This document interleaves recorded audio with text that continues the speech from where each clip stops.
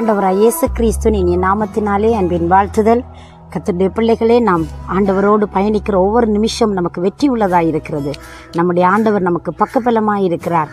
நம்மை நடத்துகிற ஆண்டவர். நாம் சோர்ந்து போக தேவையில்லை, நாம் அதைரியப்பட்டு போவதும் இல்லை.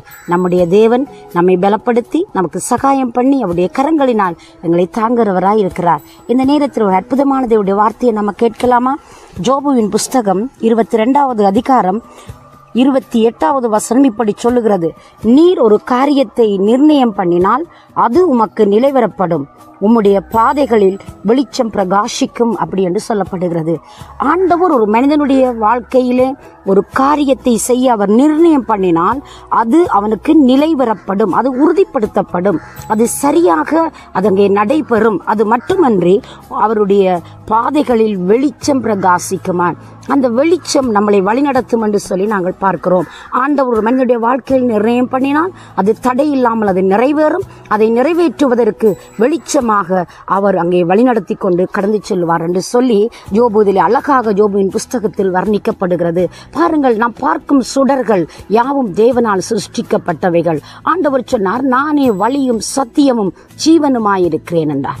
நானே உலகின் ஒளி என்று சொன்னார். அந்த ஒளியான தேவன் நாம் அங்கே இருளின் பாதைகளுக்கு நடக்கிற பொழுது, இருள் என்கிற அந்த வழிகளுக்கூட நாம் செல்கிற பொழுது நம்முடைய ஒளியாகிய தேவன் நம் பக்கமாய் கடந்து வந்து நம்முடைய இருளை வெளிச்சமாக்குறார் என்று சொல்லி பார்க்கிறோம். அன்பு பிள்ளையே, நான் என்ன இருள் என்று சொல்லுகிறேன்? நம்முடைய வாழ்க்கையிலே வருகிறதான பாடுகள், நம்முடைய வாழ்க்கையில் வருகிற அவமானங்கள், நம்முடைய வாழ்க்கையில் வருகிற நிந்தனைகள், நம்முடைய வாழ்க்கையில் வருகிற போராட்டங்கள் எங்களை மிகவும் கடினமான வழிகளுக்கூடாக, கடினமான வழிகளுக்கூடாக அங்கே பாதைகள் மிகவும் நெருக்கடியான நேரத்தை நாங்கள் கடந்து செல்கிற பொழுது நம்முடைய ஆண்டவர் அவர் ஒளியாய் நம் பக்கமாய் கடந்து வந்து நம்மளை பிரகாசிப்பிக்கிற தெய்வமாய் அவர் இருக்கிறார். எனவே எனக்கு அன்பு பிள்ளையே, இந்த நாளில் நீ எந்த இருளின் பாதைகளுக்குள்ளாய் நீ நடந்து கொண்டிருக்கிறாய்? என் தேவன் என் வாழ்க்கையில் வைத்த திட்டம்தான் என்ன?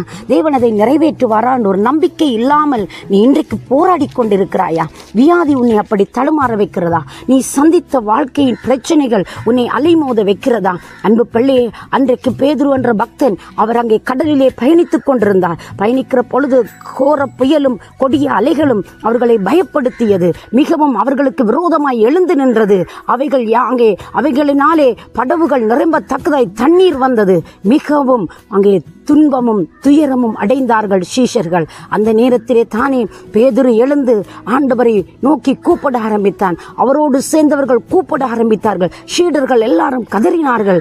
அப்பொழுது தேவன் தண்ணீரிலே தம்முடைய பிள்ளைகளை காப்பதற்காய் வழியாய் ஒளியாய் என் தேவன் அந்த படகை நோக்கி வந்து கொண்டிருந்தார். அப்பொழுதுதான் பேதுரு கேட்டான், ஆண்டவரே, நீரானால் நானும் நடந்து வரட்டுக்கும் அப்படி என்று சொன்னார். அன்பு பிள்ளையே, இந்த நாளில் ஒன்றை உணர்ந்து கொள்ளலாம். அன்றைக்கு பேதுருவுக்கு அதோடு கூடிய சீசர்களுக்கு உதவி செய்யும்படி நடந்து போன தேவன், பேதுருவை தண்ணீரிலே நடக்க வைத்த தேவன், இன்றைக்கு உனக்கு அனுகூலமான பாதைகளை காண்பித்து அந்த பாதைகளிலே வெளிச்சம் பிரகாசித்து உன் இருளான வாழ்வை வெளிச்சமாய் மாற்றுவதற்கு, உன் துக்கம் நிறைந்த வாழ்வை சந்தோஷமாய் மாற்றுவதற்கு, துயரம் நிறைந்த வாழ்வை அவர் அங்கே ஜெயமாய் மாற்றிக் கொள்வதற்கு இன்றைக்கு அவர் ஒளியாய் உங்களை நடத்த போதுமானவராய் இருக்கிறார். அவர் பிரகாசிப்பிக்கிற தெய்வமாய் இருக்கிறார்.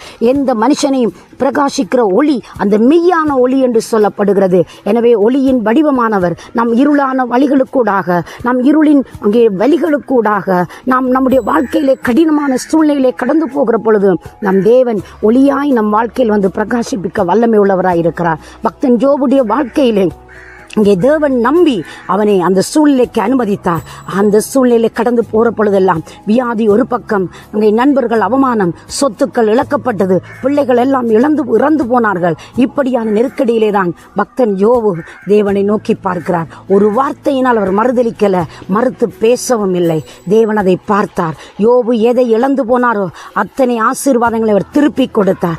யோபுடைய கண்ணீரை தேவன் கண்டார். அவருடைய நம்பிக்கையை வலுப்படுத்தினார். அவருடைய வாழ்க்கையில் ஒரு அற்புதத்தை செய்வதற்கு என் தேவன் போதுமானவராய் இருந்தார். என்ன ஆச்சரியம் தெரியுமா?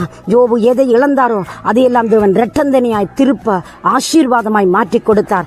எந்த ஜனங்கள் அவரை பார்த்து பரியாசம் பண்ணினார்களோ, எந்த மனிதர்கள் அவரை பார்த்து நகைத்தார்களோ, எந்த மனிதர்கள் அவரை பார்த்து தலை துலுக்கி நடந்தார்களோ, அவர்களெல்லாம் தலை குனிந்து நாணி அவர்களுக்கு முன்பதாக வரும்படியாய், வெறுத்தவர்கள், ஒதுக்கினவர்கள், தள்ளினவர்கள் எல்லாம் கூடி வரும்படியாய் தேவன் யோபுடைய வாழ்க்கையில் அற்புதம் செய்தார். அதே தேவன் பிரகாசிப்பிக்கிற தெய்வம், அதே பாதைகளை வெளிச்சத்தினால் பிரகாசிப்பிக்கிற கடவுள் இந்த நாளில் உங்களுக்கு அற்புதம் செய்ய வல்லவராயிருக்கிறார். எதை குறித்து கலங்கி போயிருக்கிறீர்? வெளிநாட்டு பயணத்திற்காய் தேவையோடு நின்று கொண்டிருக்கிறீங்களா? தேவனுக்கு சித்தமானவருடைய கையினால் வாய்க்கட்டும். அவர் உங்களுக்கு அற்புதம் செய்ய போதுமானவராயிருக்கிறார். நம்பிக்கையோடு அவரை சார்ந்து கொள்ளுங்கள், அவரை தேடுங்கள். நான் உங்களுக்காக ஜெபிக்கலாம். சர்வ வல்லமையுள்ள தேவனே, இயேசுவண்ட நாமத்தில் உம்முடைய பிள்ளைகளை நீர் பிரகாசிப்பிக்கிறவர், வெளிச்சத்திற்கூடாக வழிநடத்துகிற தேவன்.